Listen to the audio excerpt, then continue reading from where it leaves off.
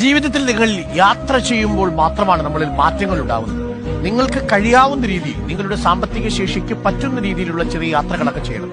നമ്മളൊരു ദിവസം നാളെ ഇല്ലാതായി പോയാൽ നമുക്കുള്ള നഷ്ടം എന്ന് പറയുന്നത് ഏറ്റവും പ്രധാനമായി നിങ്ങൾക്ക് ജീവിതത്തിൽ നല്ല മനുഷ്യരെ കാണാൻ സാധിച്ചിട്ടുണ്ട്, നല്ല സ്ഥലങ്ങൾ നിങ്ങൾ പരിചയപ്പെട്ടിട്ടുണ്ട്, ആ സ്ഥലങ്ങളുടെ കാഴ്ച അനുഭവിച്ചിട്ടുണ്ട്, വ്യത്യസ്തങ്ങളായ സ്ഥലങ്ങളിൽ നിന്ന് കിട്ടുന്ന കാലാവസ്ഥയുടെ മാറ്റം നിങ്ങളുടെ ശരീരത്തിലും മനസ്സിലും ഒരു ചേഞ്ച് ഉണ്ടാക്കിയിട്ടുണ്ട്.